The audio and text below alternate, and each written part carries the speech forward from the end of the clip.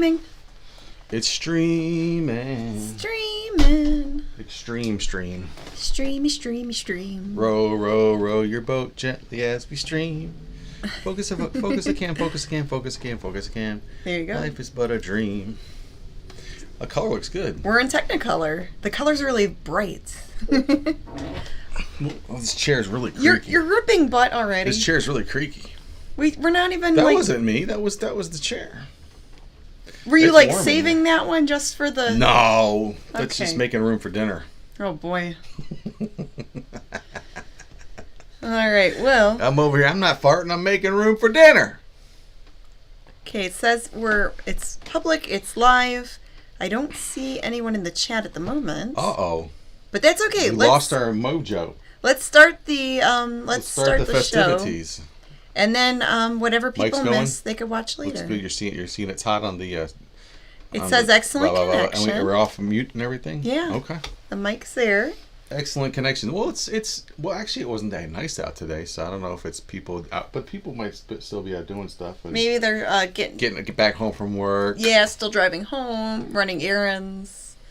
There's Axel Slaughter. There's Neil House. Hey guys. Okay, there's a couple people here. Give them a second. You're just so impatient. No, not really. Gave him a few minutes. There's Wiki Bobby. Okay, Wiki Bobby's here. Cool. These don't smell anywhere near as bad as the ones in the car the other day. Well, don't sit up. Maybe the chair ate your fart. I think so. Because so far, so good with my nose. They call that seasoning the chair. Oh, I smell it. Yeah. Well, good. I mean, you can. This is kind of... Just leave your smells over there. As our comedian friend Todd said, the fart took a knee. It's just like right here. It hasn't gone anywhere. It's kind of just... Well, and it's real... Oh, yeah. There's something, oh, no. Something going on. Something rotten in Denmark and Cleveland. Axel says, I love your podcast. You guys motivate me to sell stuff. LOL. Ooh. Oh, that's great. Yeah. And Bone Jangler series, cooking dinner. And in this case, smell stuff. I have a hair stuck to my... I think it's from the cats. There we go. Not from me. No, because I kiss them and then I get hair on my mouth. The actual joke is because I'm bald. I don't have any hair, so it can't be mine. Bone Jangler's Cooking Store. We got... well, let's introduce ourselves. We'll go into let's do the introduction. Nobody cares about, but who cares? Hey, everybody. Welcome to another exciting episode of Living the Scream. The behind the scenes of The Mummy and the Monkey and our YouTube channel, The Mummy and the Monkey. We are resellers by day, horror hosts by night. Ooh, like that. We're in our human form. We dress up in character and we host Cheesy B movies on most Friday nights on our YouTube channel. Live. And on some television stations. Yes, we've been picked up by some, television stations in Nashville. Nashville, Tennessee, and the surrounding cities. We're also simulcast on... Troy, Michigan, I think this fall. Yes. Later this summer Coming soon or this to Michigan. fall. And then Kalamazoo, Michigan. Yeah. So things are moving great there. We got our first postcard from a fan in Tennessee, right? Yes. So a fan sent us a postcard from Nashville. Yeah, and it's funny because they're rerunning our older episodes. The producer guy down there. By the way, my name is James. I play Grimgory the Monkey on the Mummy and the Monkey's Harry Scary Hangout. And I'm Janet. I play the Mummy. Yeah, we didn't introduce ourselves because this could be someone's first time. We forgot to say names. Who knows? Hosts. But anyway, so if you like, you could put in the comments like if you watch us on YouTube or if you watch us on regular television or on some other app. We like to hear like where people watch from or where they're located in the world, like what city. Absolutely. Or what state. You don't have to say the city. Now let's get back to what's for dinner. Yeah. So we have some food brewing in the crock pot. This is going to be a tough one to get through because it smells so good. It smells so yummy, and we sampled it to make sure it's almost done. Yes, it's the Taco Tuesday trope, but we're new to the game of. Because usually when we would do our tacos, we'd use ground turkey, or ground beef, or go out and get tacos somewhere. We're trying to not eat restaurant food as much. But I'm saying if we make them at home, we usually use ground turkey, and I prepare all that. But now we started just throwing chicken breasts in the crock pot, at around noon, and the taco seasoning in there, and just let it sit, and you just shred. And like 6 hours later, you just shred it up with the fork. Shred up the meat, yeah. Oh, so much nicer. So much and nicer. I got fresh salsa and yellow corn chips. And we have taco shells and all that goodness. Oh boy, I can't wait. This podcast is going to be fun. but it's going to be tough to get through because I'm hungry. I think tacos and pizza I could eat like almost every day. There's another thing. They're pretty good. There's something else I could eat all the time too. This is a family show. Watch what you say. What? Connie says she's going to have a turkey. It's not what you're thinking. She's going to have a turkey burger and fries. Oh. That sounds good. Turkey burgers are good, and I don't really eat a lot of red meat. So, I eat a lot of chicken and then turkey. And peanut butter. I love peanut butter. Peanut butter, yeah. Yes, I had a peanut butter sandwich. We're peanut butter people here. Yeah. Yes, we love our I just had a peanut butter jelly sandwich for lunch today like a little kid with milk. Yeah. And I should have had a banana with it, but I didn't have it. Or like some slices of cheese. I don't like cheese and peanut butter put together. Well, not on the sandwich, but on the side as a little snack. It's too much. Okay. Too much mixing for me. Anyways, we're enough about food. We're supposed to be talking about our usual topics. Am I too chopped off? The camera's a little... Oh, do you want me to move it over? Nah, it's all right. Nah, nobody wants to look at me anyway. Don't worry about it. No, don't touch it. Don't touch it. Don't touch it. It's fine. Is that better? It's fine. Don't mess with it. Who cares? This is just a podcast. I scooted you over I just moved the camera a teeny bit. So we take about an hour of your time. Thank you so much for being here. And we divide it up, as fairly as we can, and talk about reselling, our eBay adventures, going out to garage sales and thrift stores, stuff like that, what we find, what we hear, what we do, what we see, what we buy. And then then the other half of the show is talking about all updates with our characters, the Mummy and the Monkey, right. and the goings-ons for that, and updates with that show. Right. So let's get into the reselling part of it, the right. thrifting, the picking part of it, the eBay side of it, or Etsy, or whatever you guys sell on. A lot. Yeah. There's so many platforms out there, and you were reunited with a friend. That you haven't seen in a very long time, and he sells on Poshmark. Yes. And I quit Poshmark a few years ago, but it works for him what he sells. Some people like Poshmark because it's really simple. They don't have to worry about calculating shipping. Right, and he has tons of a couple different products, like he and his he used to do extreme couponing and sales and things like that. Not couponing, but they would do like discount sales and stuff like that, right? Yeah, they acquired a lot of things, and, and they're selling. So they have multiples from years of buying, tons of candles or tons of certain things like that, and they're good products too. Mm-hmm. So it's just easy for him to make one listing and just he has multiples or whatever he wants to dole out at a time. Right. And it just, it's like someone buys it, he packs it, ships it out. There's just it's finding out what works for you. Some people do well on Etsy. Some of us do okay on eBay. eBay's my bestie, but I also have a Mercari store as backup. I have some cheapy stuff on there because it looks like just cheapy stuff sells on there. Yeah, which I'm still trying to figure eBay out. I'd like to understand, is there any truth to them not releasing your people's listings? It's like doesn't make any sense to me. It's like having a mall, right, that people pay for a storefront and them sort of arbitrarily turning your power off or locking your door. Why?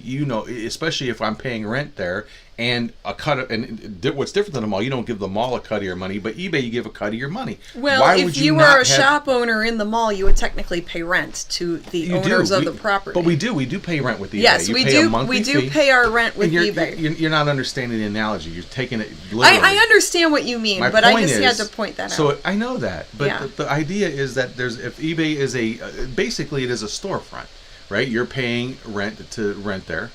Right, you're paying your monthly fee. Yes. But so why would they shut your electricity off sometimes and then turn it back on? Like, why not just leave because not only do they get our rent, but they get a portion of our sales. Well, we've talked about that topic before, and whoever is running eBay right now, I think they're doing a terrible job. In my own personal opinion, everyone can have their own opinion about that, but they want to do the promoted listings thing where you pay a little bit extra and then supposedly your item will become more visible when people are searching for certain things. And I noticed their search engines aren't as good as they used to be. Yeah. Because you could be looking for a red tank top Right. But then, like, a polka dot tank top will show up because it's a sponsored listing, because they paid a little extra to be seen at the top of the page. So even though you specify your search as would you say a red tank top,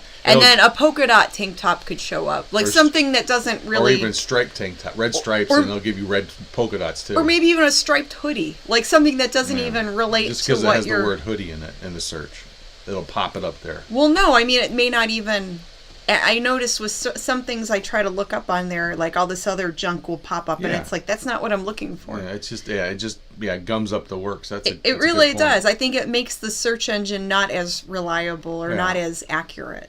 But anyway, that's my own opinion on it. Yeah, because we do know people that do really well all the time. Doesn't seem like anything affects their sales. And it depends what you have for sale, also. Sure. Like if I was selling just DVDs, I'd probably be doing terrible because DVDs aren't really selling. It depends what DVDs. Yes, and the ones that do sell are very obscure and rare and maybe harder to find. But in general, most physical media isn't what it used to be in sales. Right. Well, so anything, so it obviously comes down to what you have. But you would think that if anyone in the, that most free countries that have eBay could, there's that much of a big, it's like a store open to the world. So why would you have, a minute not selling something, especially if you have a few thousand things in your store, but you have a few thousand bad things, I guess. But that's the way it is. All right, so let's read a few comments. David says, I have chicken chili from supermarket. Good summer day for chili.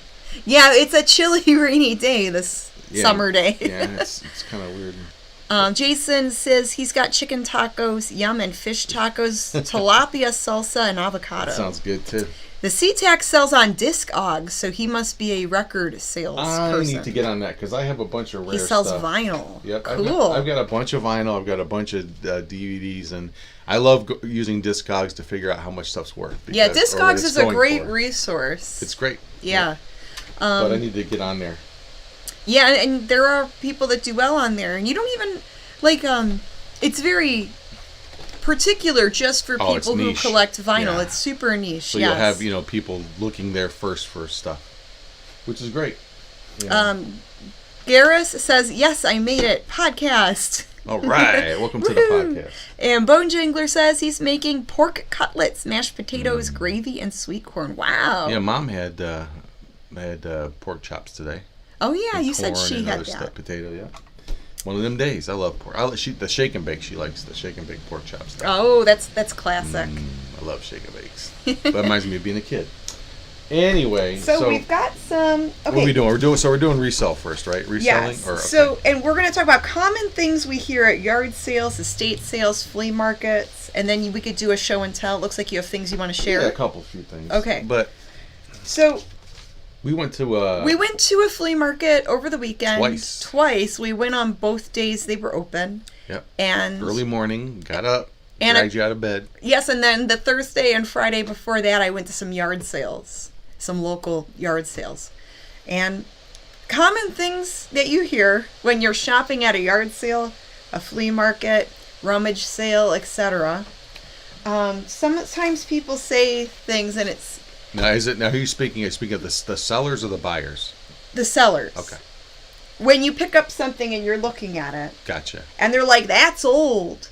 And I'm thinking, okay, yeah, it's old. My whole thing was, so is the rock underneath your foot. It's millions of years old, but it's not worth anything. Or they have a high price on it, and they're like, well, that's because it's old. And I'm thinking, well, yeah, the rocks are old. Yeah. Or the rocks. Yeah, rocks are millions of years old. How much are they worth? Yeah, but yeah. Or you look at something and they're like, well, that's worth whatever amount of dollars on eBay.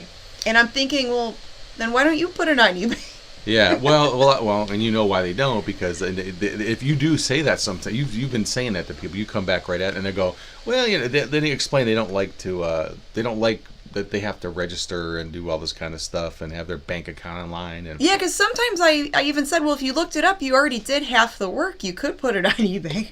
But they don't want to ship it. It's a whole thing. If they're asking like full, retail asking price, then it's like, well, why don't you put it on there? But there's no meat on the bone for me, so I don't buy it. But maybe. But where they fail and some thrift stores fail is that they look at the asking price and not at sold prices. Yeah, and the sold prices are definitely different than the asking price. And usually the asking price is higher than the actual sold price because people like to haggle. You need a little wiggle room if you want to send out an offer or run a sale, or if someone sends you an offer. Yeah, so sometimes I'll put it up a little bit higher. Yeah, I've done searches for stuff, and then you see this for the same exact thing and the same exact condition, whatever it is. Someone will have it for some astronomical price, and then it's like a fraction, like the same thing. It's like someone's trying to fish; they're just seeing what they can get for it. You know? Oh yeah, and it's better to start off. Like if you are putting something online, start it off a little bit higher. If you don't know the value of it. If you're not sure on the exact value of it, because if you have it priced too low, you might have underpriced it if it sells in like 2 seconds after you list it. But my point, going back to what is that you can list anything for something for whatever amount, but that doesn't mean that doesn't mean that's what it's worth when someone looks it up and sees that. Right. Look, $700. Yeah, it's not worth that. Or when you go to a sale and nothing's priced, and they're like, "Oh, I don't know, make an offer." Oh yeah. And I'm like, "Well, I don't." Well, I usually say, "Well, I don't want to insult you. I don't know what to offer." But I'm going to. Well, I don't know, a quarter. Get ready. $1. You got any Kleenex laying around? You're gonna start crying. I'm gonna hurt your feelings so bad right now.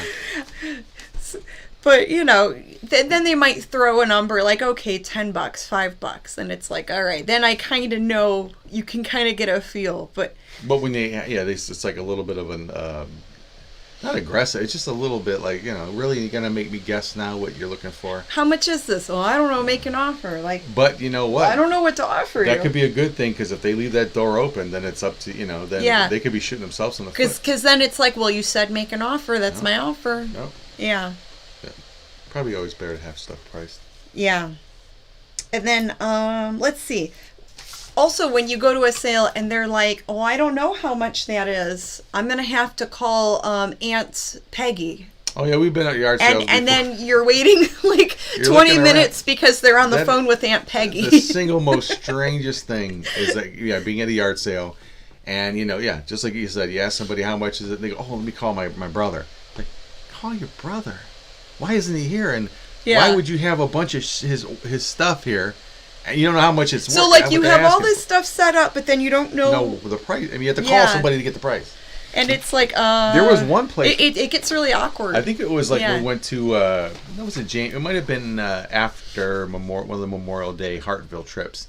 We were doing some side, I forget where it was. Going to some yard sales around there. And there was some kid, it was kind of, what was that movie? Deliverance-y. Remember? Yeah. I think there was it was a little, I'm pretty sure I saw an extra eye or something going on there. Oh my goodness. Anyway, and he was like, I got to go ask my pa. Basically, I'm not even joking. And his like, and I don't know. They weren't even he left. home? He drove away. Yeah. Like, where are you going? Why would your pa leave you here? And we're just like, okay, yard I guess full of stuff. Yeah, and I'm like, we're just gonna leave. This is weird. It was cool. It was like a lot of old stuff. Collectible-y type things, and then he had to go drive away to find his. So weird. So that's when it's like, it's like the Homer Simpson thing where he goes and hides in the bushes. Like, I'm just gonna go slink away now. Paul, we got some customers. Like, where's Leatherface? Yeah. Does he come out of the garage drag you into and shut the door? Yeah, no. We're leaving. Yikes. All right, and then we had someone say something. Well, why don't you tell this story, and then I'll read comments after. We get up early on Sunday morning, this last Sunday morning, and we're off to the races. Right, we're off to the flea market, and we stopped at Dunkin' Donuts. I got my frozen coffee and my egg and cheese and black pepper candied bacon croissant. My egg and cheese sandwich on a croissant. And a coffee with some cream. You were all happy. Yeah. So we're like all in it to win it. We go there. We're walking around. We're having a good time. We're finding stuff. You went right to your favorite people, the jewelry people. Boom, you got first dibs on that stuff. You were happy because we got there super early. Yeah, we got there earlier than usual. It was great. Early bird gets the worm and all that. Yep. And we're walking around, making our rounds. Might have even stopped at the car to unload at least one time, just like carrying all that junk around. And we get to this one, and I'll just say, what is that term you like to use? A habitual violator. Is that what you call him? Repeat offender. Repeat offender. Same thing. And a repeat offender means usually, people that just have this, the same stuff. It's the same stuff, or the items are in really poor condition, where it wouldn't be a good idea to buy them. And they're just asking stupid prices. Or the prices are just more like mall prices or like high-end retail. Now, I expect from someone that because this flea market we go to, it is known as a nickel and dime flea market, okay? People will try to nickel and dime the vendors all the time for stuff, but, even below haggling, it's just a little bit insulting sometimes, Yeah, these people set up, and I get it. Yeah, so we've seen that happen, and we're not that bad. No. But if someone says something's a quarter, I don't balk at it. Of course, I'm like, that's fine. I'm not going to say you should let me. You're not going to haggle a quarter. You're going to haggle up or down, right? So anyway, but so I would expect somebody maybe that has set up there for the first time to be a little bit taken aback by that. It's not some like flea market where people are throwing money at you, right? But this repeat offender. We've dealt with him before in the past, and I didn't remember. It's early in the morning. He had cool stuff. I'm just shopping the stuff. So his stuff is usually nice, and he knows what he has. Okay, and that's fine. But sometimes it's a little, water damaged, or like, I hate when vendors, and maybe they can't control it. Is there a way to do anything about it? But when they put stuff out early, and then the dew beads up inside of the bags. Oh, like everything gets wet or covered in dew. Because they're there that early setting up. Yeah. But anyway, so imagine some decent stuff that you're interested in, but then number one, it's damaged, from the dew or just that day. And or they have it laying in the dirt or in the grass. Right on the dirt, not even on tarp. On like a table or tarp. We encountered this individual before, and his stuff was a little bit up there. I don't know if he recognizes it or not. He may not. But this was probably the third time we've encountered him, at least. I didn't even remember. Oh, yeah. I was just looking around, and so we walked by, and they're right there, boom, on the dirt. There's a book, a big thick magic book, like a black magic book, some type of pagan magic book, and it looked really unusual. I think we've sold that before too. I don't remember. I was just looking at it. Right. So I'm just like, he had there were other books there. There was a ton of stuff. It was right at the end of where his stuff was. Yeah. We started on that. So I pick it up to look at it, and I asked, "Oh, how much are the books?" Now he's in his car smoking a cigarette, right? And he's Mr. Customer Service. So he's like $10, and you pick it up, and you went, and he goes $5. Well, he said $10, and I'm like, $10? And then he goes $5, and I'm looking at it, and you put it down. Then I put it down because I wanted to see what else he had. You just started looking. And I was thinking about it, and we didn't walk away. I thought $5 was a fair offer on that book. And under my breath, I kind of said, "That's a good price for that." Yeah, book. I thought $5 was fair because I think some of those unusual books are good sellers. I mean, you could definitely get your $5 if you had to back for it. So even under my breath, I kind of mumbled to you like, "That's a pretty good price for that book." I mean, Yeah, but you put it down the ground. Well, I was thinking about it. Right. I didn't say yes or no to him. I didn't complain about his price. I didn't walk away. We just started looking at his crap. I was just starting to look. As we walked over, now that I think about it in hindsight, maybe I shouldn't have picked the book up to begin with. No. Maybe he read us the wrong way. I don't know. The comment that came out of his mouth may have been in jest, but it just seemed a little weird. And he's looking kind of dumb with a dumb long face. He's like with a big dumb face. Well, he looked like he was in a bad mood. Yeah, he's like, this isn't a free market, it's a flea market. Okay, well, I had some money in my pocket and I was looking to spend it, and I looked right at him. He's sitting in his car smoking. I said, dude, we just started looking. He had some Ninja Turtle stuff. He had games. He had figures and stuff. Mm-hmm. I said, we just started looking at your stuff. We weren't done looking. He's like, and he just gives me the slack jaw. And I said something, that comment was mean. I won't. I'm just gonna keep going. Yep. I didn't shop anything from that. And vendor. I just kind of muttered. I said that was a little rude. We were just looking at your stuff. And we left it at that. There was no need for any back and forth or anything like that. It was like, okay, well, we're just gonna walk away then. But the dude totally lost possible sales because he was having a bad day. People do get a little stingy there and don't want to pay for something. But then, so what? Then you don't need, then don't wait till the right person. All that stuff is waiting for the right person to buy it. Yeah. Just be patient. And again, if you know what you're getting into, you can't complain about it. He's been there before. He knows how it works there. Right. We always hear vendors complaining. We actually spoke to a woman who does those like better flea markets where she'll leave there with thousands of dollars, you know. Yeah, we talked with another vendor who specializes in vintage furniture, and she does really well at other shows. And crazy money stuff. And we bought. She gave me a good deal on some jewelry. Those kind of flea markets that we won't go to because we're not looking for, but where people put stickers on stuff that want to buy things because that means it's theirs, sold. Yeah. And then they pay for it later, like they have one cashier pay for all of or bring it out or something. I don't know how that works. Yeah, it's more of an. I love this story. A friend of ours who she knew. I asked because she's mentioned some of the markets that she did before, and I recognized a friend of ours who he and his wife also used to do a lot of reselling and do these fancy markets, flea markets. And when she mentioned some of them, I asked if she, I threw the names out. And she goes, "Oh God, I know them." Blah blah. So we started talking right there. We just kind of started talking right there about the similar, people we know.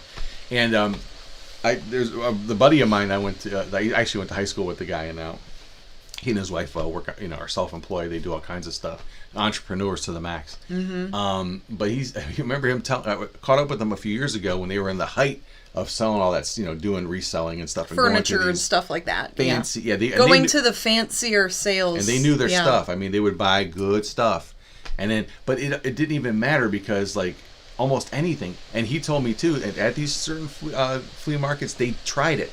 They or swap meets, whatever they call them. They would put a low price on stuff and no one would buy it. But as soon as they jacked the price up, it would sell. That's because it was the environment, the clientele. It's, probably in a town where there's, people have some dough there. But he told me this one really quick thing. He goes, man, when we went to this one swap meet or flea market, he said, I had to buy a pair of cargo pants to hold the money. He goes, that's how much money I was making. He was like, he had these big wads, and it wouldn't fit in his regular pants. Because these guys, the flea market dudes, they always had this pull the wad out and just. He said he had to buy some cargo pants to put some stuff with his pocket. Yeah, because the money was just like crazy. The flea markets are all different, but yeah. That's not this flea market. But going back to your story, of the SB Cruiser says super salesman. It's not a free market, it's a flea market. Yeah, I got to use that line today. And that's why that's the name of the podcast. Is it? I put it in the title, The Free Market. Yeah. I wasn't expecting anything for free. I was looking at the books and then I was going to see what else he had for sale. Right. I set it down and I didn't see anything, and he got kind of like he got jerky. He got real like he was mad. Just real like snappy, kind of mean. So he was probably sitting on that waiting to say that. And maybe he says it all the time. You know what? He probably was like sitting at home. He wrote like with his coffee, like I know what I'll say. I'll show them. It popped in his head. He did a spit take. God, where's a pen and paper? It's not how you spell Flea. Flee. That's clever writing, like the writer. I'll, five rewrites. I know what I'll do. All proud of himself. It's not, or this is not. Rewriting it over and over again until it's perfect. Flea market, free market. Well, how do you spell? Aha! The light bulb popped on above his head. Yeah, I'm gonna trademark this and copyright it. A-hole. But anyway, so look, But whatever. That's okay. Whatever. So we just kept going. It's like, all right, going. And we wound up stopping at a vendor like a few cars down, spaces down, and we vented to her about the whole thing. She's like, whatever, I understand. I was like, you should charge people. If people are gonna vent to you, like you don't know, just so like Lucy on Charlie Brown, on Peanuts, just set up a little stand that says, vent here 5 cents, or a little tin can for. And she was super tips. nice. So yeah, I mean, and it's like night and day depending on who the vendor is. Like the pricing, their personality. Yeah. Their patience, I suppose. There are some people that totally get. Look, it's just like eBay too, right? I know I have a lot of stuff that's way overpriced. That's why it's not selling. The same thing with that flea market. If you go to this particular flea market with stuff, I don't care how cool it is. If it's too much, no one's gonna buy it. It's just the area. It's a cheapy flea market. It's not a high end antique. It could be, but it's not. It's not like a high end antique mall. It's not like an antique show. No. The antique shows, you're going to pay up for things because it's antiques, and a lot of people know what they have. Yeah, of course. Can you find antiques at the cheaper flea markets? Totally. Mm-hmm. But, you know, the pricing could be good, the pricing could be high. It all depends on the vendor. And then, you know, we love finding the vendors that have the quarter tables or the dollar tables, or there's some people that do clean outs or whatever, and they just lay everything out like on a tarp or in boxes, or what do they call those things? The banana boxes? Not that, but what's that thing that used to call lots, right? Box lots. Box lots. Yeah, but anyway. Yeah, like if they got stuff on auction or whatever. And they'll say everything... Whatever, it's $1 a piece. You're like, I love those vendors where they're doing a clean out, or they have a truckload of stuff and they're like, everything's $1. I know. I mean, a lot of it's junk, but it's fun. Most of it's junky, but sometimes you can still find good things. That one we went to last week, you found some fixtures, some porcelain light fixtures. Yes, for $1. They were from the 1920s. They were porcelain light fixtures, you know, for like a wall, and sold right away. I paid $1 for them, and they sold for. I had them at 50 or best offer, I believe, and someone offered me like $30-something. Turn $1 into $30. So it went for like 30-something. And relatively quick. Yeah. So let's read some comments. Yeah, I'm awake today. If you could tell, I'm not yawning or anything. Let's see. David Phillips, thanks for teaching me how to find the sold price on eBay. I usually start for asking the average of total sold on eBay. That's how you do it. That's a good idea. Gareth says, yes, the price doesn't reflect the worth. No. Neil says, I hate that when nothing's priced. Yeah. And Gareth says, make an offer makes offer. No. Beware the nothing's price sales where it's not their stuff. But some of our other favorite things too is like where you'll pick the stuff up and it's the lady down the street will just say the sale we like to go to, and you know, at first we're like the first time we someone in the neighborhood. The area. So you picked out a bunch of jewelry and it's a mother and her daughter that run the thing, and you brought it up to the daughter and she goes, Ma, tell her this is my mom's stuff. And so I had a basket of costume jewelry and maybe a few silver pieces. It was like some nice stuff, and I thought, okay. They were like, oh, let me. The lady was Mom looks through our. The lady was like, let me look through everything. And at first you're like, oh no, damn, I hate when this happens. And I'm like, well, I don't know what she's gonna say. And what's the first thing out of her mouth? Oh, I don't know, 50 cents, 25 cents. And then you're like, whew. Oh, this one's nicer. That's $1. And I'm like. You are saying you're. I'm like, I love you. Yes, yeah. I will buy all that. So that's so it's all but until you hear the prices, the mummy bucket fell over. You're like, I don't know what to I don't know what to think, but but those are the fun ones, obviously. Yeah, where they just want to get rid of it. Sometimes it's not such a bad thing. When people have stuff priced, Yeah, not always, no, but it's like breaking that ice to ask and figure out where they're at in their minds, what they want for things, because some people will price stuff super high. Some people are, 25 cents, 50 cents. So it's you don't know till you ask. Yeah. So but it's a relief when you start hearing prices like that. But you're like, oh, okay, $1, 50 and those cents. people will sell everything that they have because that's cool. And they had some good stuff. The price, and some stuff you could take a gamble with. I think that's another thing too. If you get it for a good enough price, you could buy a bunch of it and research it later.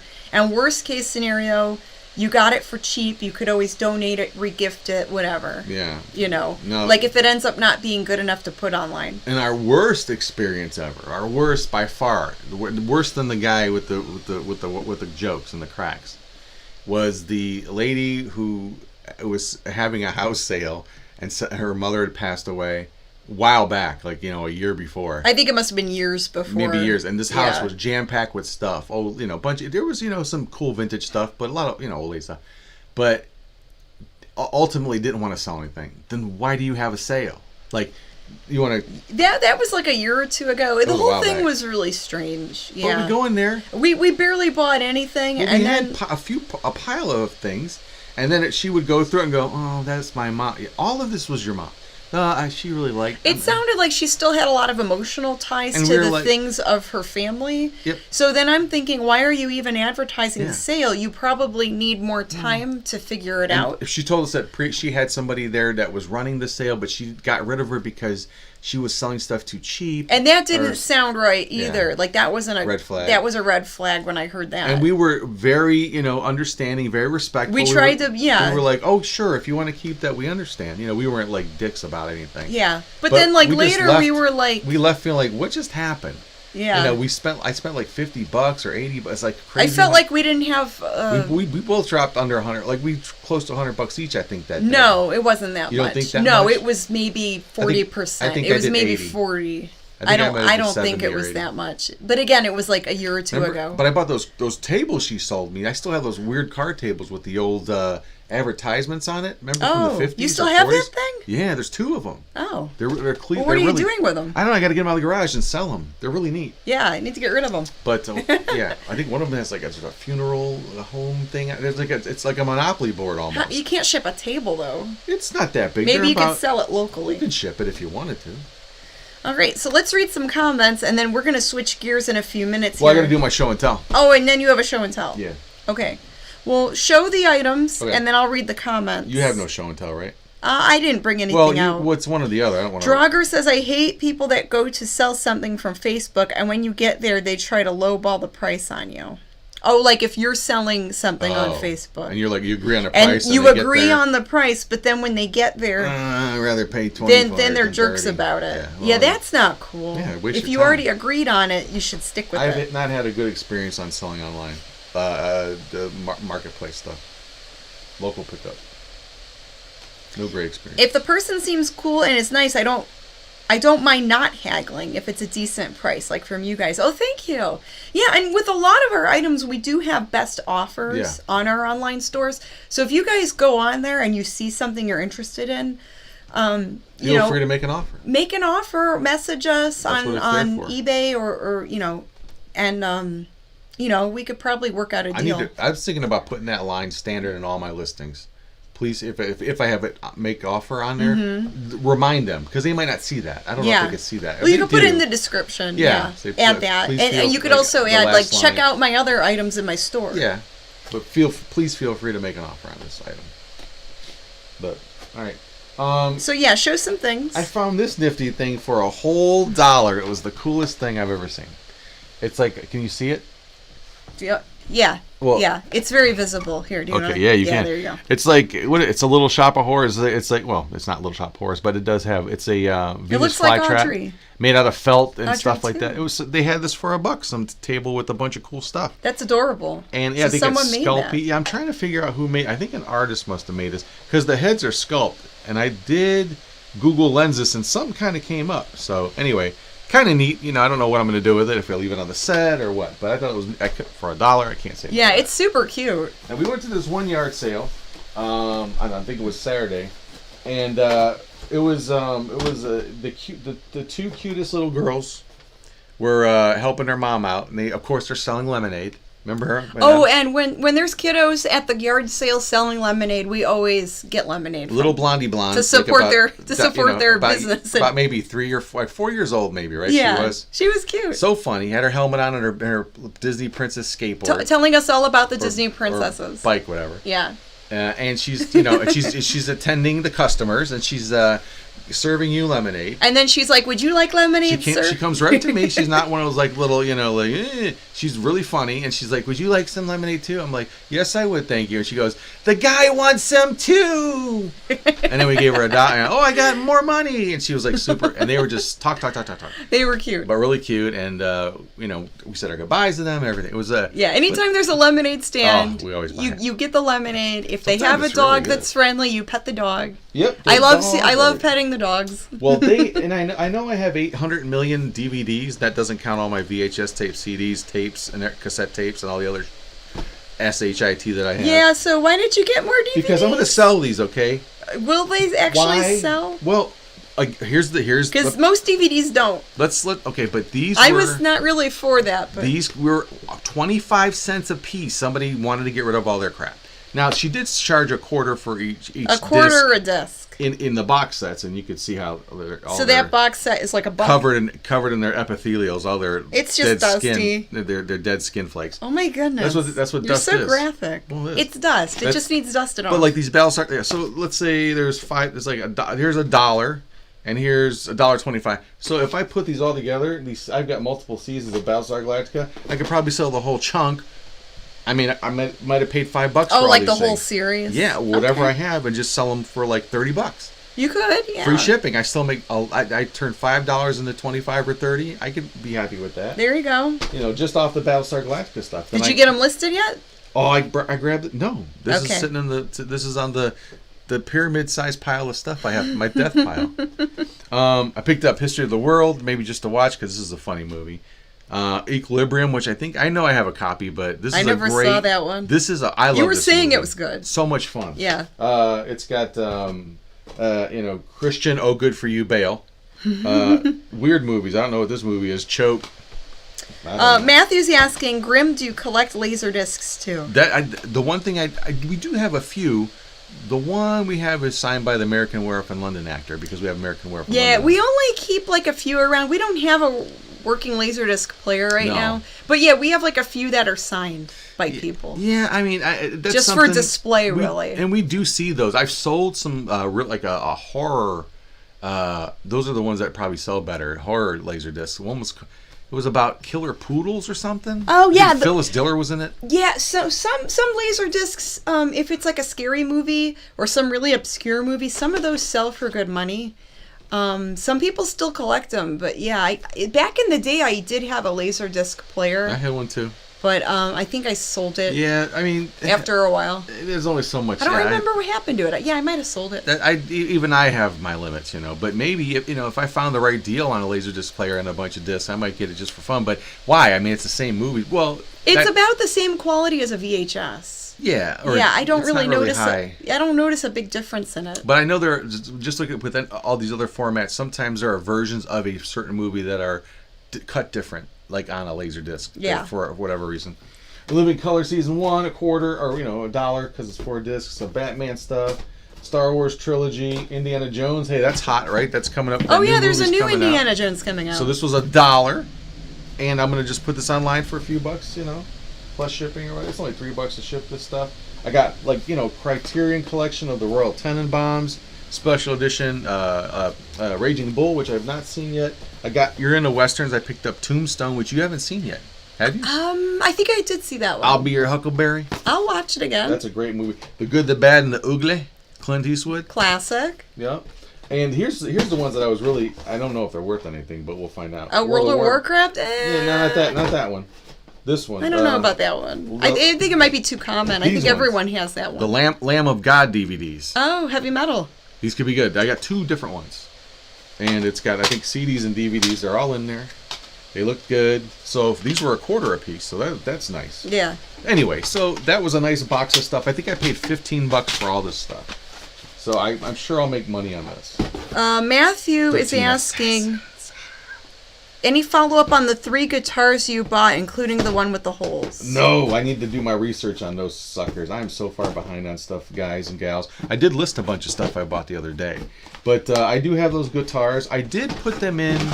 I think I put pictures of them up on Facebook, and some people were kind of commenting on them. But the really weird one that's just where the neck is part of the body, it's not. I think it might. I don't think it's. Do you think that one might have been like cobbled together or something? I don't know. Some type of handmade custom thing. But the other one, the '60s guitar, that's a '60s Japanese guitar from the late '60s. Yeah, it looks cool. Yeah, that's pretty neat. But anyway, so that's just the tip of the iceberg.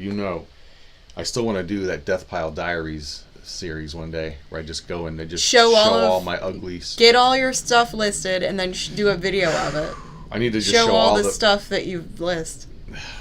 But you need to see the craziness. You need to see the piles of stuff. It's bad. It's embarrassing. But I have no problem. It's therapeutic. It's like Hoarders, but well, I don't want it to be as bad as Hoarders, but yeah. It's there, please. There's clutter. There's clutter. Pinocchio on Blu-ray. $0.25. Oh. My mom might like the one. Someone will buy that. It's sealed too, matter of fact. Is it? Yeah. Okay, some collector might want it. There's Disney collectors. 10%. Probably get my $15 back with that one DVD or one Blu-ray. Maybe. Again, media doesn't sell like it used to. But I do sell. Well, you're talking to the wrong person. It doesn't sell. I don't sell tons of it. But I don't think some of the VHS stuff will still sell. I just sold the UFC fights DVDs the other day. Well, that's different. That's the fighting stuff. UFC and wrestling seems to always sell. What are you talking about? But I'm talking about movies? Like common DVDs. Oh, no. Like common movies. I don't have those up, though. I don't sell those.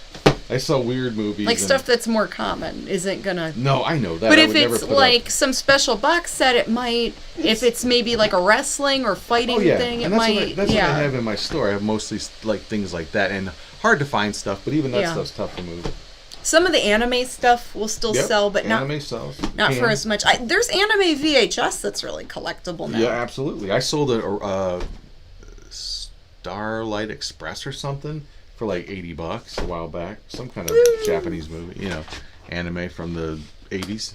All right, so we're going to switch gears here, and we're going to talk about updates with the Mummy and the Monkey. Is the movie any good? This I found at Savers. What is it? Fangoria's Gore Zone, Joshua. Anyone seen this movie? I haven't seen it. Never saw it. It looks like Basket Case a little bit, doesn't it? Some indie one? Yeah. Check it out. Some mistakes can never be fixed. Butch Cassidy and the Sundance Kid. So I thought of you. I got some Western stuff. I thought, hey, I could treat my woman for $0.25. That's cheaper than... That's cheaper than a movie ticket, right? And most people sell their DVDs now for like 50 cents or $1 still. Then you get some wackos that are $5 a piece. It's like, yes, you ain't gonna sell one of these things, unless they're like rare, like DVDs or something cool. But then I would buy them for $5. But I wouldn't buy one of these things for $5 I picked out. Not even Lamb of God. Wow. But anyway, all right. That's it. That's my show and tell. Yay! So thank you. Yes. Now we move on. Like you said, switch gears. Yeah, we're gonna move over to Mummy and Monkey business. All right. And okay, so we have a new Hairy Scary Hangout this Friday. A new episode. Episode 205. Episode 205. We're halfway into the 10s. Of this. And the movie is going to be Night Fright. Hi-yo! Night Fright. Everyone's excited about that. Not Fright Night, but Night Fright. That's a bad movie. From 1967. It's a good bad movie. And it was written by the same guy who made the Yesterday Machine, the movie that we showed last week. And his name is Russ Marker. Oh. I was trying to remember his name. Dang, I thought it was Russ Marker. Russ Marker. He wrote and directed The Yesterday Machine. He also wrote Night Fright. And it's just a really old cheesy movie. So I think you'll have fun cutting it up. PX90 later? What is that, a workout thing? Or P90X, whatever it is. Yeah. That was a big craze that people were doing. Those workout videos. I think it's that kind of like they switch stuff up. You don't do the same thing all the time. I forgot the term for that, but where you kind of like confuse your body because you're doing different stuff every day. Yes, it will have sound effects of John Saxon search, of course. All the stuff you'll come to know and love with the Mummy and the Monkeys, Hairy Scary Hangout. Oh yeah. And the movie. And it will be 4th of July is next week already. It is. Like, where's the year going? What the heck? It's going. It's almost July already? Yep, halfway through the year. Yeah. It'll be Christmas soon. The Friday after 4th of July, which I believe is July... Don't be a Julyer now. July 7th, we won't be on. We won't be hosting a Hairy Scary Hangout. You're Julayan. No. It's for realsies. You're not Julayan to me, are you? No, for reals. I just coined a new word. So, Friday, this Friday, we have a movie, show. June 30th. Get you ready for the big Is that holiday June 30th? weekend. Friday, June 30th? 4 is Tuesday. Yeah, so 6:30. Yeah. I wrote on here. Okay. But yeah, July 7th, no show. But I want to do something different. I want to take some of our old Hairy Scary Hangouts that weekend. And I want to try to do a late night or overnight stream where we play a bunch of our old shows, and we're going to call it a subscribe-a-thon. A subscribe-a-thon. Trademark TM now. Just to have something rolling on our channel for people to watch and comment on, and in hopes, they share with their friends and we get some more subscribers on board. That's a hefty price to pay, we know, but just click that like button and the bell, but that's all we're going to ask you to do if you haven't before. And do that now, matter of fact. Yeah, it costs you the low price of free. Yeah. All you have to do is click subscribe and click the like button. Yeah, as opposed to what that one guy said, is this not a free, this is a free thing you can do. Yeah, it is free. Yeah. We're not charging you to watch our show. Yeah, the guy would hate this. Yeah, flea market guy wouldn't like it. Yeah, a free market guy would hate it. Yeah. Gareth says, no show on the 7th. Guess I'll go to the free market. Yeah, there you go. You're going to be for a big shock because nothing's free at the free market. Free is too expensive. Laughy face. Just kidding. Well, that's the funny thing. Don't you think there's a joke there? But I heard a guy. I saw it recently. I've seen it in the past where someone will have a free table or something free, and no one grabs and nobody anything. takes anything. And not that it's not all junk. No, I mean, people are weird sometimes about you could get some cool stuff for free. The yard sales and flea markets, sometimes people do put out like a free box. Yep. And I've gotten some good things out of there. Yeah. Yeah. But at flea Books markets, and it's stuff funny like that. because people bitch about the prices of stuff. Well, it's too much money. Mm-hmm. But then the guy will have like, I remember there was a dude that had like a bunch of free stuff, and people were like really weird. They're like picking it up, and going, just take it. Maybe they felt like if they took that, then they'd have to buy something from the guy. But he didn't make. Well, you could take the free thing and then give him like $1 tip if you feel weird about it. Yeah, sure. You could say, "Hey, thanks. Here's $1 anyway." But I heard a vendor years ago say, "Look, man, I can't even just give stuff away. No one's taking it. And it wasn't just junk. Some of it was usable stuff, practical stuff. Yeah. Like rolls of tape, stuff like that. Yeah, like odds and ends and stuff like that. Yeah. So I obliged you guy. I took a couple things. I think I bought something off him too, but I wound up just taking about 2 or 3 things off the table. Why not? Mm-hmm. He wanted to get rid of it. Don't want to take it home. Just junk to him. Yeah. But anyways. So we got appearances coming up. We do. About Mummy and the Monkey. So July 15th. Slow down. Saturday, July 15th. In a few weeks. I think we got stills. Do we still have the still for it? Oh, let me get to where I am. We will be making an appearance at one of our favorite comic book shops. Let me see where it is. Our most favorite comic book shop. Our most favorite. In Cleveland, Ohio. In the Northeast Ohio Boom, there area. It is. We'll be at North Coast Nostalgia. We will be at North Coast Nostalgia. In 2 short weeks. Saturday, July 15th from noon to 2. We're just going to do a little meet and greet. Get to know your friendly neighborhood Mummy and the Monkey. Ooh. And shop comic books, and we could talk nerdy, while you're shopping. That's right. And then something very, very nice happened to us. We were included on the 2023 ballot to be inducted into the Horror Host Hall of Fame. We have not been selected yet, but we're on the ballot, so you need to vote for us if you want your vote to count to us. You can pick. Well, you don't need to. No. We are no. hoping you do. Yes, please. You know what I mean. We are suggesting that you consider voting for us. Which is also free. And that's free. It's a free activity. It is a free activity that you can do. So so you can see we're on there. Our buddy Henrik Kuto's on there, and you can pick up to 5 different hosts on there that you would like to see inducted into the 2023 Horror Host Hall of Fame. That will be held. The ceremony will be later this year somewhere, probably Horror Hound. But yeah, hey, your friendly neighborhood, as you say, Mummy and the Monkey, made it this year onto the ballot after what we've been doing this for like 10 years now. 9 years. Okay. Next year it'll be officially 10 years since the creation or launch of the idea of Mummy and Monkey. That's true. Wow, it's flying by so fast. It was late 2014 when we decided to join forces, and then I believe it was 2015 when we started actually making episodes. Now, I wonder if there's sometimes I think, maybe we haven't been doing it long enough, or we're just on the internet. Does that count? But we've been on television. We've had some gigs. Yeah. Even if they weren't in Cleveland. So technically we were on... Yeah, we were on Coffee TV, which was they're still on in San Francisco Bay Area. They're an ABC affiliate, but they're all Western now. It's all Western programming. But that was the same, and that was channel the same channel that Creature Features was on for a long time with Vincent Von Dahl. Tangela, and Livingston. Yes, Livingston. Stay tuned. Yes, we had like a little half-hour show late at night. It was in 2017 for a few months. Yeah, a producer friend of mine, guy that makes movies, reached out because he did a lot of independent commercials for that area, and he had an opportunity to put on a half-hour show, whatever he wanted to do, and he knew what we did. Yeah. So they needed to fill a half hour for the Halloween season late at night. Yeah. So I think he put together 2 or 3 shows. He just cobbled together interviews, skits of ours. Just from footage we already had. And we've never seen what he did with it. No. We saw a promo. We never saw it with the commercials either. No. I wish, someone from that area would email us and say, hey, I taped this. Did anyone tape? Will that pop up one? Will I buy Here's a copy of it. Will I buy some videotape one day and see somebody videotaped it even? Who knows? You never know. You never know. But, so we had that. So technically we had some TV gigs, Yeah, technically. Yeah. And that finally that line that's being blurred now with streaming.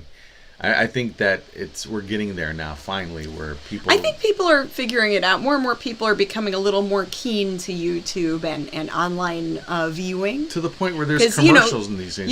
You've got your Roku box that has your Tubi and all those apps, and YouTube's on there. Yep. So I think that's just another fun way to watch things. Yep, absolutely. And it's been for a while, but some people are kind of slow with learning new things, and maybe they get kind of set in their ways. Yeah, the horror host thing is interesting because, and who knows? I mean, what qualifications does one need to have? I mean, it's just like, to me, it's almost like any sort of creative art form, performance art.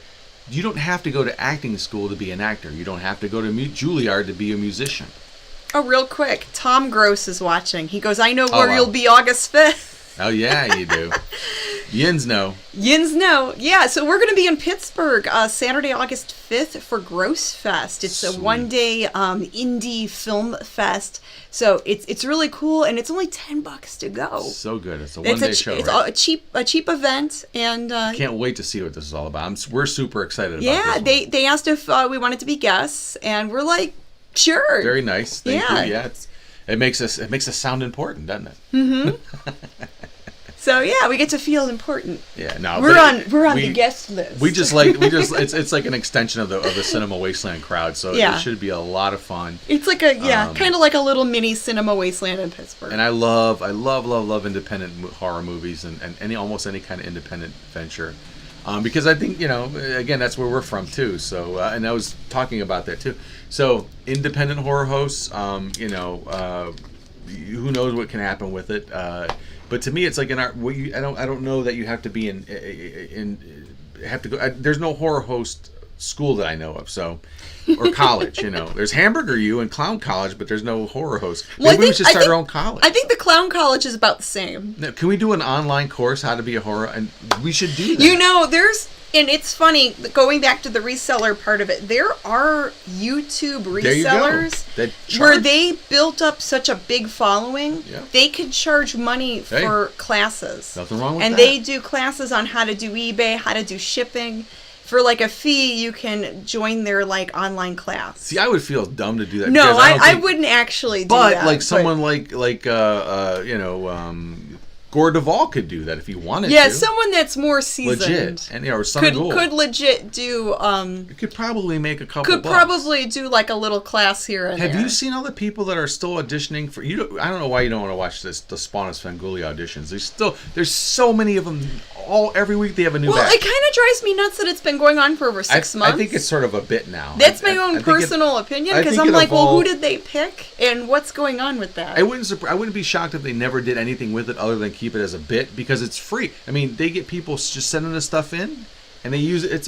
It reminds me of the bit that we came up with, or I came up with a bunch of years ago, called Not So Famous Monsters.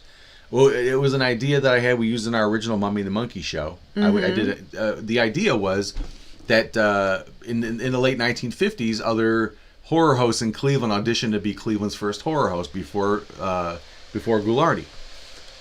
Real quick, Bone Jangler added, there's a few people who have offered to teach people to be horror hosts for pay. Huh. So there were some hucksters out there. I'd love to see that. I'd love to see who was doing.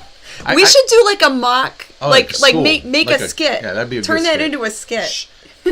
Hey, we thought of it first. Yeah. We thought of it first, guys. Yeah, we'll do it like an online, like Phoenix University. Don't take our ideas. That could be really funny. The guy reading bad on the camera.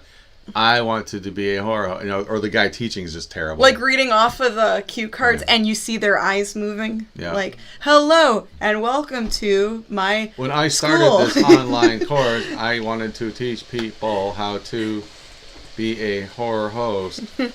Now you can be one too. Yes, exactly. Like that. A fake smile afterward. Yeah.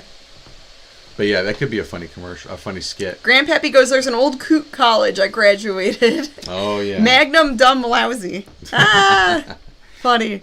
Now you cut me. I was talking. Sorry, I didn't I was mean going to. on. I forget the train of thought.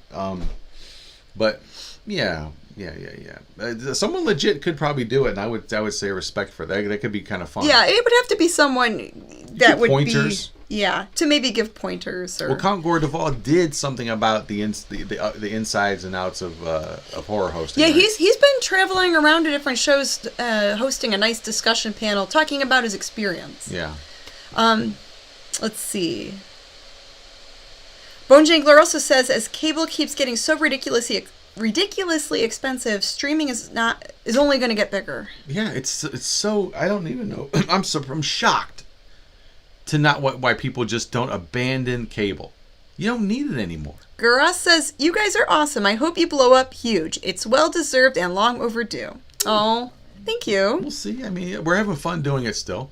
Mm-hmm. We haven't gotten tired of it. It's still a passion project. We're trying to build it up more. Well, it'd be a nice way to make a living too. You know, the other horror hosts that we liked growing up made a living off of it, right? Well, it was a different setup and different time, and but that was how it started. They worked with a station, but they didn't do it for free.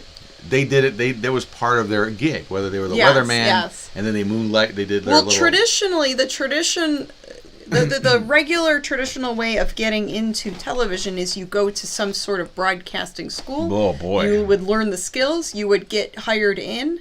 You would work with the people. And then you're hoping that they would have you host a show or do something. But, I was talking about Not So Famous Monsters. That's right. That's 60s, 70s, 80s, 90s. Yeah, well, that's how it was done. Yeah, we've played some recently. I have to dig now them up. If you're big on YouTube... We're doing two different conversations. I'm sorry. I'm just adding this real quick. Now if you're big on YouTube or TikTok and you've got a ton of followers... All of a sudden, you're an influencer. Then you're an influencer, and then they pick you up to host things. Yeah, it's another way to audition, another way to, proof of concept, type of thing. If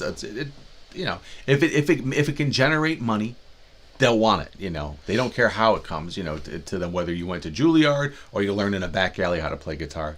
Ultimately, if you got it, you got it, and someone's gonna want it to market it, exploit it, make the money out of it. If you can make it into a lifelong career, more power to you. Mm-hmm. But I remember the Ghoul, Ron Swede, was really holding out to the last minute, hoping that the Ghoul gig would blow up, and it never just did for him, as big as he wanted it to.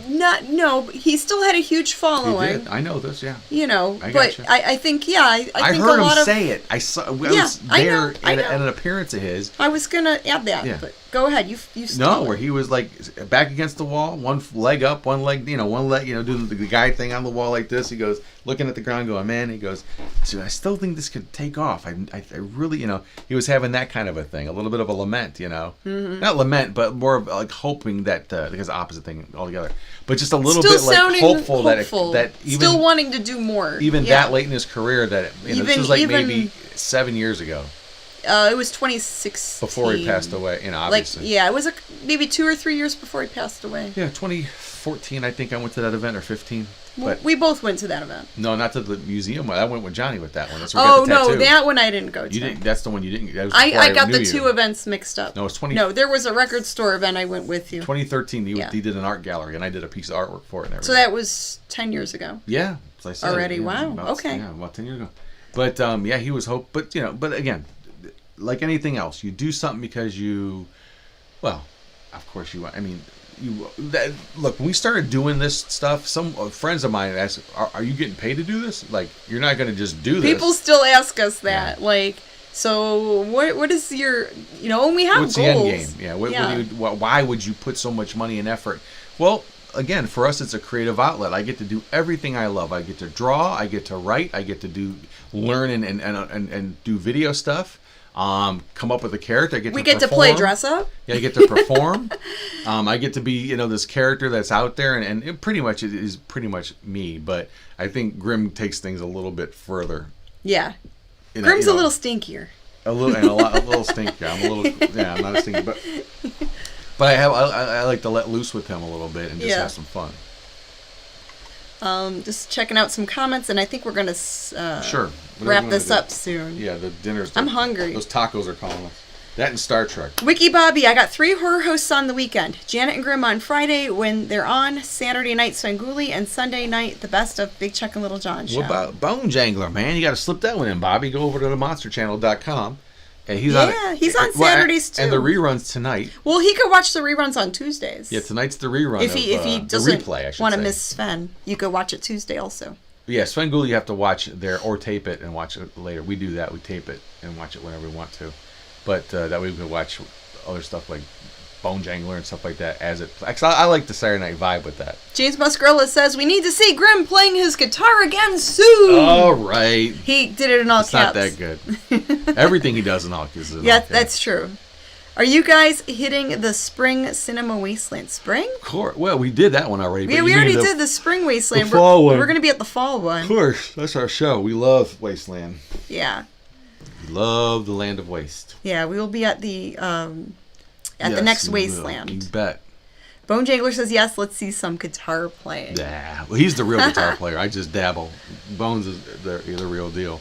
Yeah. I just kind of just tinker. I haven't played in a while, but that's my fault. Ain't got time.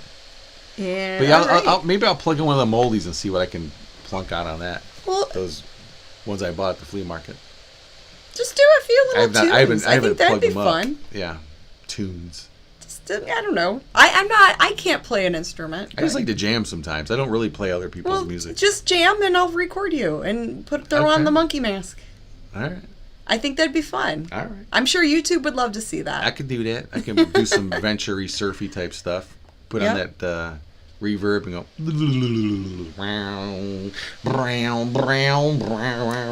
Bone Jangler, you ever see effects pedals at those flea markets or sales? No. So one time I went to a thrift store and I found one of those Jimi Hendrix pedals. Crybaby, the wah-wah. The Crybaby wah-wah pedal. Yeah, you did get lucky and find that. I found that it was somehow mixed in with office supplies.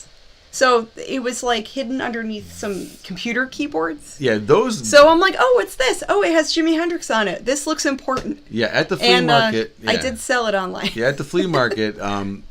That's the stuff I would look for. Rarely see anything. If it was there, someone probably buys it up real quick. Yeah, people love especially Hendrix. If they had them. Well, and music stuff. We're talking about effects pedals in general. Oh yeah, music equipment usually gets bought up real quick at the flea markets, especially if it's priced just right. It's always sad to see these guitars laying in the sun all day. I hate when people do that. Yeah, doesn't that fade them? It could warp them. Worse than that. Oh, it could warp the neck. Sure, all that. Oh. All that. If the sun's beating down on a guitar, and I've seen guys out there with the same guitars every week. I'm like, no way, I'd buy that guitar. No, because they're going to be beat to crap. Well, it could be, the neck could warp. I mean, you got that extreme hot and cold. I don't know. I just, it's weird to me that somebody would leave something like that laying outside. But the two I did buy are old ones, and they were just there for the afternoon, and it wasn't that sunny that day. So anyway, I don't see that many effects pedals, but if I did, they're usually expensive. The people that have them know what they have. Every now and then you find someone that doesn't know what it is. We found a drum once at a yard sale. A what? A drum. A drum? It's over there. Oh, a snare drum, like for a band kit. Yeah. Oh, lordy. Yeah, I shouldn't have bought that. That was $15 I shouldn't have bought. No. I mean, the comp on it looked pretty good. We use it as a prop, really. You never really done anything with it, have you? We did do a video with it. Oh, where you fell asleep and I wake you up with it. With that we did? Yeah, for Cinematary Saturdays. For one of those shows. I forgot totally. Wow. Yeah, we recorded the segments a while back. A big days over here. Yeah, it's just a little. Still has the price tag on. Yeah, I don't know. Maybe it'll sell. I don't know. But anyway, so yeah. It's a prop for now. We were kind of messing with it here and there. So, yeah, thank you guys for joining us, and we're gonna have a new Harry Scary Hangout Friday. So we'll see you guys Friday for 4th of July. Maybe we should dress all tacky and. Oh, for 4th of July? We'll go to the Dollar Tree and see what they got. Go to the Dollar Tree and... yeah, we'll just load up on gear. We're Dollar Tree's finest. Well, I got some sweatpants. I got some stuff to wear. Oh. Oh, I know what Grim's wearing for 4th of July. Oh, and you've got that red jacket, too. Okay. Yeah, so you wear that with the red... I need to make a big Uncle Sam like hat. Grim Sam. Don't we have that Dick Goddard? We have we do have a top hat that's red, white, and blue. Yeah, we have to dig that. Yeah, you could be Uncle Grim Sam. Okay. So I'll definitely be Yeah, that would be funny. One way or the other, we'll be dressed up. Yeah. All right, guys. We'll stay safe out there. Thank you for watching. Good night. Good fright. Mwah. See ya. Don't go chasing waterfalls.